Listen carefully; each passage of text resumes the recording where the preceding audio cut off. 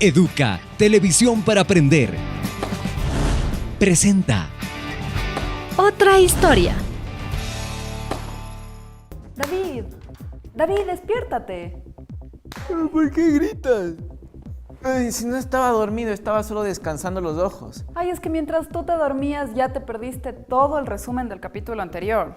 Ya ves, Florencio, todo es por tu culpa. Tú que me pegas la pereza, eso ándate y vuelve cuando ya estés sin pereza, Florencio. Ya, hermanita, bueno, la mantita fuera.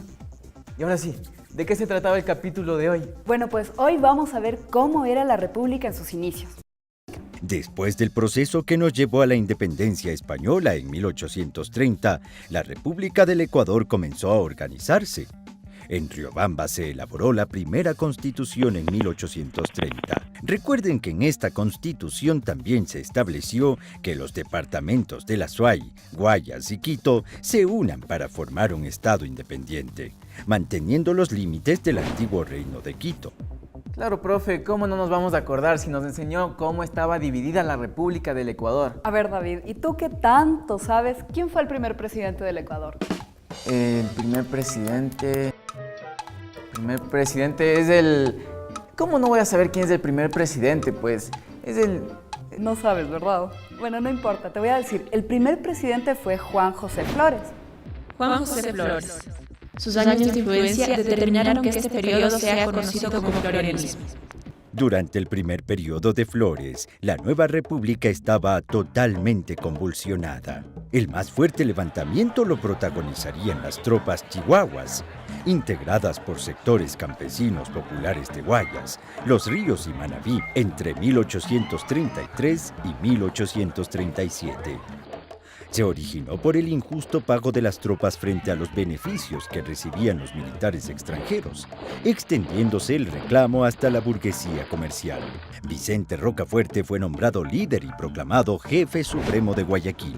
La situación se complicó con la distribución que se hizo de la deuda externa de la Gran Colombia, tocándole al Ecuador una medida injusta, iniciándose la deuda inglesa, misma que los chihuahuas exigían sea pagada por los terratenientes y grandes propietarios. Vicente Rocafuerte fue el primer presidente ecuatoriano de nuestra república. Vicente Rocafuerte, figura ambivalente de la República.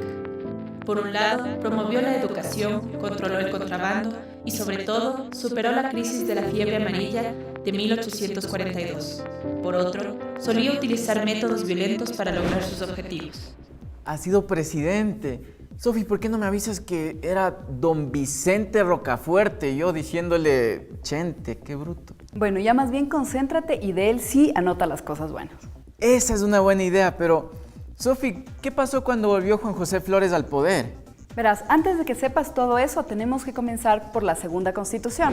¿No es cierto, profe? Una nueva constitución se crearía en 1843, a la par que Flores volvería al poder. Dicha constitución se la conocería como la Carta de la Esclavitud, mediante la cual Flores tuvo la oportunidad de gobernar por un periodo más, aunque sus intenciones realmente eran las de perpetuarse en el poder. Notables como Olmedo, Rocafuerte, García Moreno encabezaron el levantamiento del pueblo en contra de semejante pretensión. Ahora bien, a los conflictos internos Flores tuvo que enfrentar problemas externos, como la posesión de Pasto, perdiendo este territorio frente a los vecinos del norte. Sin embargo, hay que reconocer que en su gobierno se realizó la incorporación de las Islas Galápagos al Ecuador. Listo, ya volvimos, pero todavía tenemos que seguir esperando. David, no seas impaciente. Además, todo acerca de la Revolución Marxista te va a encantar. Revolución Marxista se produjo cuando Flores expidió un decreto imponiendo una contribución de 3 pesos y 4 reales a todo ecuatoriano. En 1845, al mando del general Elizalde, se desataría la revuelta, registrando más de 600 muertos y miles de heridos en los combates. Más tarde, en la hacienda de Olmedo, La Virginia, se celebró una entrevista entre los bandos de Flores y marxistas, firmando 2 tratados en los que se le otorgaba al saliente presidenciable algunas garantías, respetando su condición de fundador de la República.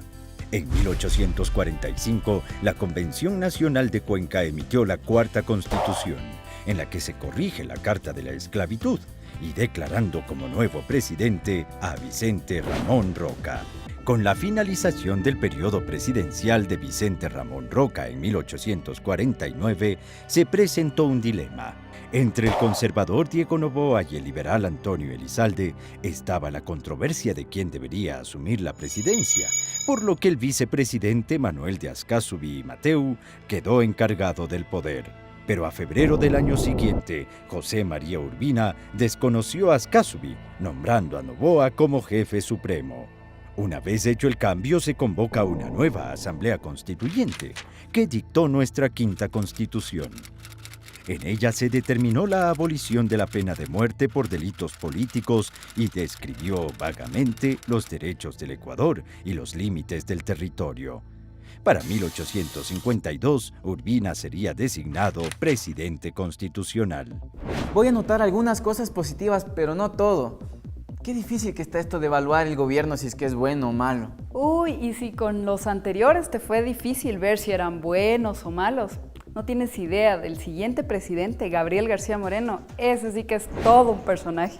El presidente Gabriel García Moreno es reconocido como el gran constructor de la nacionalidad ecuatoriana. Aún sus adversarios lo reconocen, es figura central en la historia del país. Él era un hombre católico profundo, pensador, brillante, organizador, con una visión extraordinaria frente al futuro de lo que sería el Ecuador.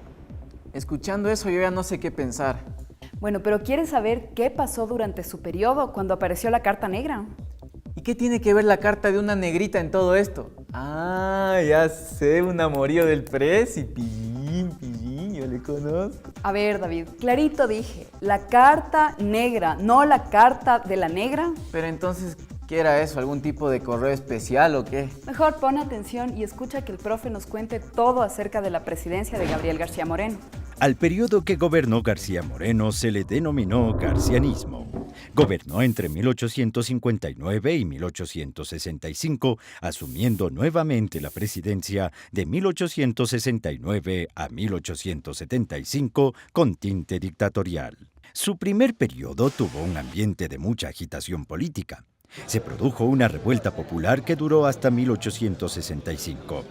Aún así, logró impulsar la producción de cacao y organizó la renta pública. Impulsó al desarrollo de los bancos y se inició el control de las emisiones de moneda.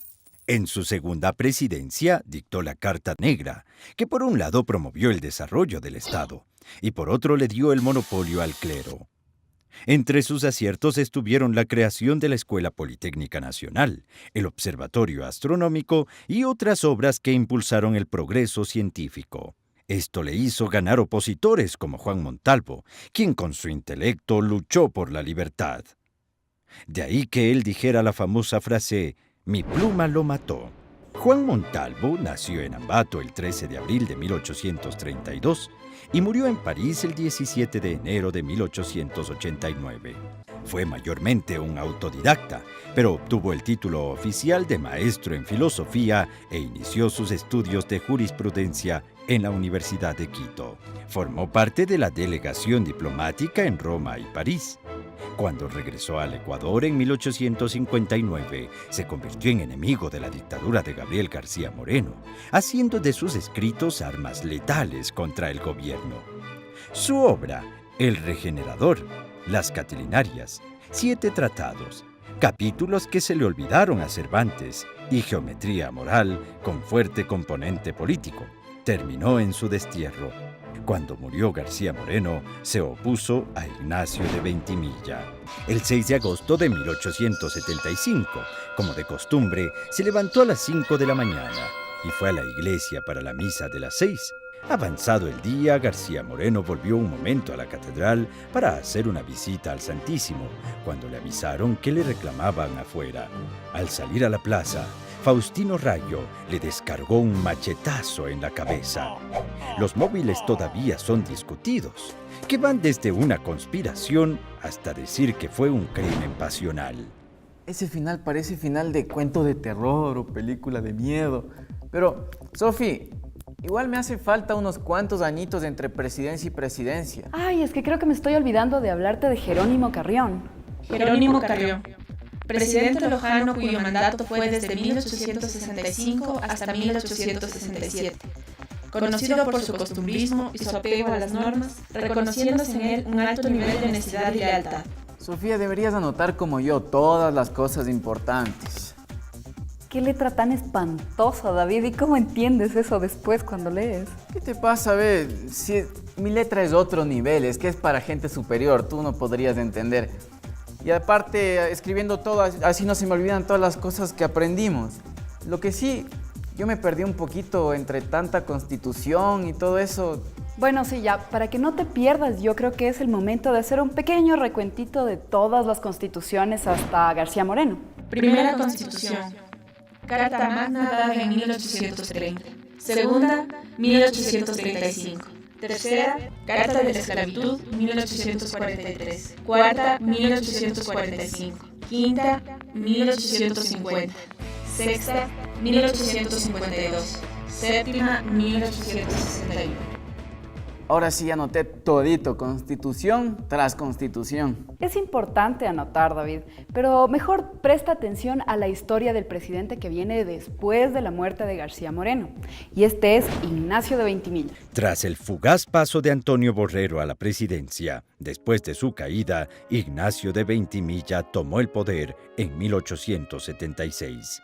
Durante su periodo convocó a una asamblea constituyente en Ambato en 1878. Además, se impulsó las plantaciones de cacao, generando una producción abundante y barata, ganando a nivel internacional el título de uno de los productores del mejor chocolate del mundo. Este auge provocó el incremento del poder económico y político de banqueros, tanto como el de comerciantes y terratenientes cacaoteros. Después de todos estos problemas políticos, se empezaron a organizar numerosos movimientos revolucionarios.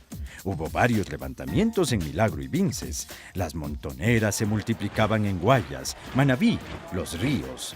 Se trataba de movimientos que luchaban contra la opresión conservadora. El fuego revolucionario se extendió a la sierra, donde se formaron importantes grupos insurgentes liberales que enfrentaban a los conservadores. En este proceso también entró Guaranda, cuando vencieron a la guarnición oficial. Luego Quito, con fuerzas civiles conservadoras. Mientras tanto, la prensa se había convertido en un instrumento de peleas políticas entre los conservadores y liberales. Ya se va a armar y bueno, ya mismo nos acercamos a conocer más sobre el personaje favorito mío de la historia, Eloy Alfaro. A ver, hermanito, no te emociones porque para hablar de Eloy Alfaro necesitamos todo un capítulo. Claro, yo voy a necesitar un cuaderno de unas 1000 hojas para anotar todas sus virtudes. Bueno, pero primero quieres conocer acerca de los montoneros. Ah, el grupo con que caemos con mis panas a las fiestas sin avisar y nos colamos y todo. No, esos montoneros no. Me refiero al grupo revolucionario de los montoneros. Yo quiero que te acerques a ellos primero conociendo a sus líderes. Pedro Montero y Enrique Valdés Concha, ambos oriundos de Esmeraldas. Participaron como soldados y líderes de los grupos montoneros de Alfaro, logrando respeto y efectividad en su carrera militar. Montoneras, surgidas en el agro costeño como resistencia popular frente a los actos violentos cometidos por los hacendados o autoridades del nuevo poder republicano. Sí, y ustedes, chicos, no pueden perderse el siguiente programa que va a estar súper chévere. Listo, entonces yo me voy a dormir un poquito para estar al 100% y con los 5 sentidos al máximo para el próximo programa. Y ustedes, chicos, les esperamos, verán, no se pierdan otra historia. Chao. ¿Y cobijita dónde la dejé? ¿No sabes? Florencia, ya te tocó hacer calor ya.